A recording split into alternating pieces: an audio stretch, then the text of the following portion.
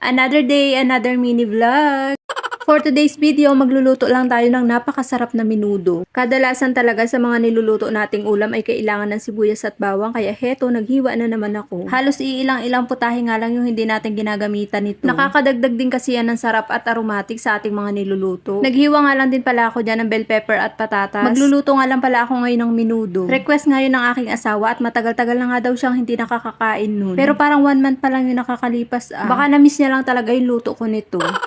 Masarap naman talaga yung menudo, lalo na nga sa handaan. Kapag may handaan nga, yan talaga yung una kong hinahanap. Kayo ba? Parang iba talaga yung luto ng menudo kapag sa handaan, no? Nakapaghiwa na nga po pala ako ng carrots at itong hotdog naman yung sinunod ko. 5 piraso nga lang yan nilagay ko dahil sa tingin ko nga isakto na yan. Ganong hiwa din yung ginawa ko, pa-cube. Ito naman karne yung natira pa to nung nagluto ako ng alamang. Pa-cube na hiwa lang din yung ginawa ko. Pinrito ko nga pala muna itong carrots at patatas. Sa tingin ko nga kasi ay mas masarap kapag ganito. Konting prito lang naman at hinango ko na. Nagbawas lang din ako ng konting sibuyas at bawang dito dahil igigisa ko nga itong atay. Konting gisa-gisa nga lang din dito para lang matanggal yung lasa niya at maya-maya nga hinango ko na. Iluluto ko pa kasi yan mamaya, baka nga kasi masobrahan ng luto ay tumigas. Naggisa na nga ako dyan ng sibuyas at bawang at muntik na nga masunog. Nakalimutan ko na naman nga kasi dahil may ginagawa ako niyan. Alam nyo na, multitasking nga tayo, kaya habang nagluluto ay sumasideline-sideline din sa iba pang mga gawaing bahay. Dahil nga biglaan lang itong pagluluto ko ng menudo ay mga 30 minutes ko lang yata minarinate itong karne. Minarinate ko nga lang yan sa toyo, oyster sauce, pamintang durog at 2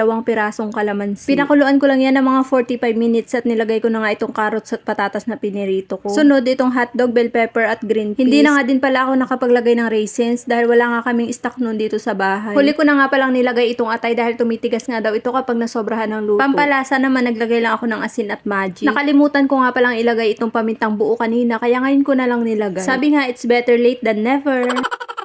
Pampalasa naman, naglagay lang ako dyan ng magic at asin. At halos mga 15 minutes nga yata akong inabot ng kakahalo dyan. Para nga maluto pa siya ng maigi. Masarap kasi sa menudo yung malambot na malambot yung karne. Yung tipong nagkakadikit-dikit na silang lahat. Nung medyo igana, naglagay na ako ng 2 pack ng tomato paste. Nung una, isa nga lang yung nilagay ko. Kaya lang medyo nakulangan ako, kaya nagdagdag ako. Maliit na pack nga lang kasi itong ginamit ko. Para nga mas kumapit yung lasa niya dyan sa gulay at karne, ay halo-halo lang. Sa mga puntong yan, hindi ko pa nga yan natitikman dahil kakalagay ko lang ng tomato paste. Para naman hindi masyadong dry, naglagay lang ako ng konting tubig. Sa una nga tinatansya-tansya ko lang yung mga sangkap na ilalagay ko. Tapos sa final wave ko na nga lang titikman kung anong kulang. O diba, may pa final wave pang nalalaman.